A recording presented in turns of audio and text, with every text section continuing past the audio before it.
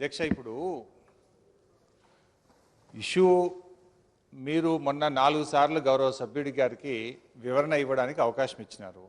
వారు 2-3 సార్లు కూడా లేచి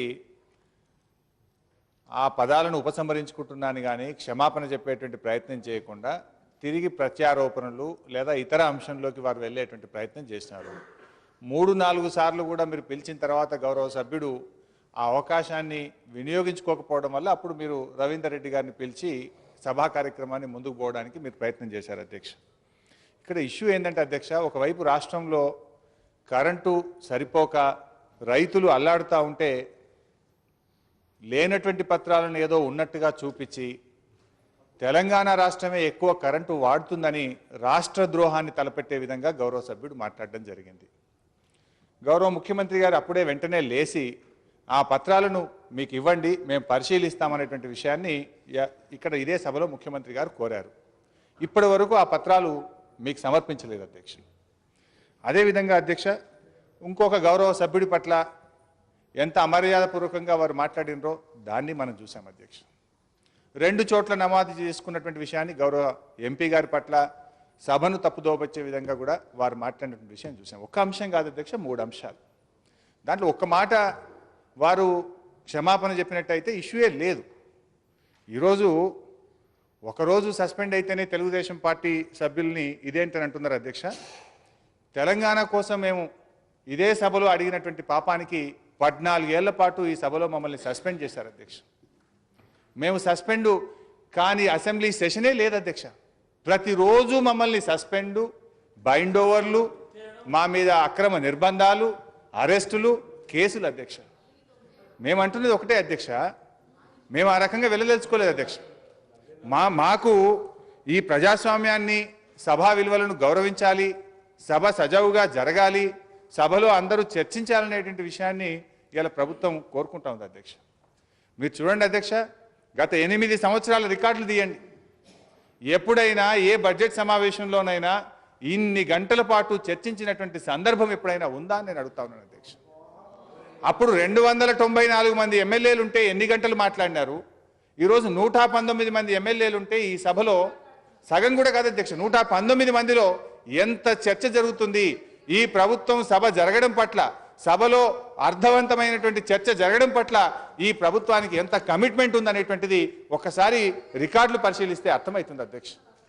అందువల్ల నేను కోరేది అధ్యక్ష, మనము సభ్యుడికి అవకాశం ఇచ్చినాం, సభ్యుడు దాన్ని వినియోగించుకోలేదు. ఇది రాష్ట్ర ద్రోహానికి సంబంధించింది.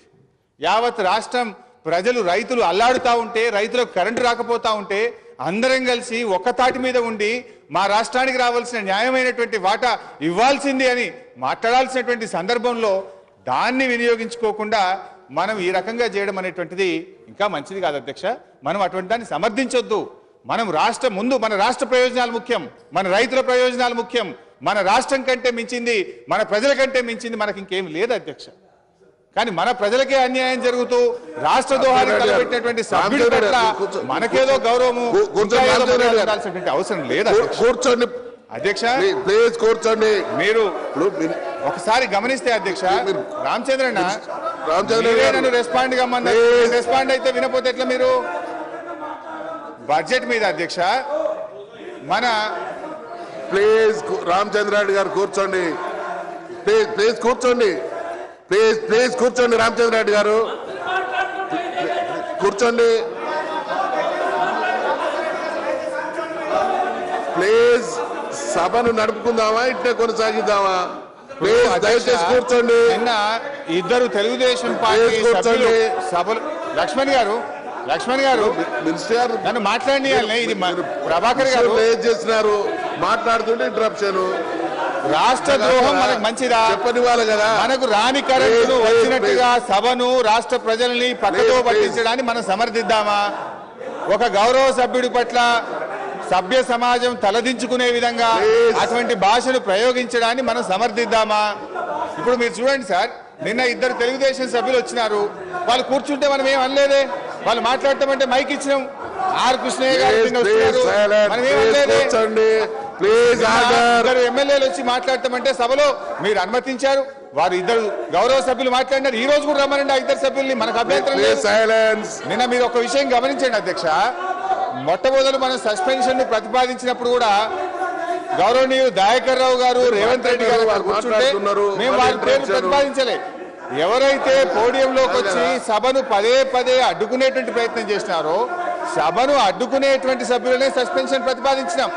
ఆ ఇద్దరు సభ్యులు కూడా పోడియంలోకి వచ్చినప్పుడు తిరిగి ఆ రెండు పేర్లు కూడా యాడ్ చేసినాం తప్ప సభను గౌరవించే వారి పట్ల, సభా సాంప్రదాయాలను పాటించే వారి పట్ల మేము ఎక్కడ కూడా అటువంటి దాంట్లో లేము అధ్యక్ష. అధ్యక్ష ఈ రోజు మీరు చూస్తే అధ్యక్ష బడ్జెట్ మీద 15 గంటల 17 నిమిషాల చర్చ జరిగింది అధ్యక్ష. నేను సభా రికార్డులు చూసిన అధ్యక్ష, 2004 నుంచి 2014 వరకు గత 10 సంవత్సరాల్లో ఎప్పుడైనా బడ్జెట్ మీద 15 గంటల 17 నిమిషాలు సభ సమావేశం అయిందా అని నేను అడుగుతా ఉన్నాను అధ్యక్ష. 294 మంది ఉంటే జరగని చర్చ 119 మంది సభ్యులు ఉన్నటువంటి దాంట్లో 15 గంటల 17 నిమిషాలు మాట్లాడింది అధ్యక్ష. టిఆర్ఎస్ పార్టీ 3 గంటల 40 నిమిషాలు మాట్లాడింది అధ్యక్ష. కాంగ్రెస్ పార్టీ 3 గంటల 17 నిమిషాలు మాట్లాడింది అధ్యక్ష. తెలుగుదేశం పార్టీ సభ్యులు 10 నిమిషాలు బడ్జెట్ పైన మాట్లాడడం జరిగింది అధ్యక్ష. ఎంఐఎం పార్టీ 45 నిమిషాలు మాట్లాడింది అధ్యక్ష.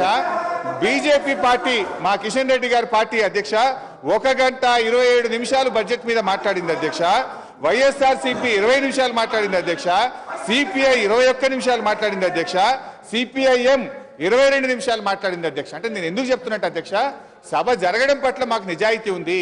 సభా సాంప్రదాయాల్ని గౌరవించాలని మేము కోరుకుంటా ఉన్నాము. సభలో ప్రతి ఒక్కరూ మాట్లాడాలని మేము కోరుకుంటా ఉన్నాము.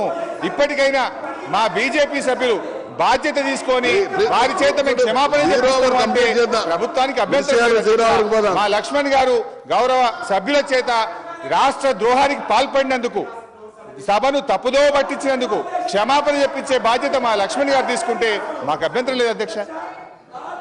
ప్లీజ్ నౌ మీరు కూర్చోండి, ఒక్కరు మాట్లాడండి. ఎవరో ప్లీజ్ ప్లీజ్ ప్లీజ్ కూర్చోండి.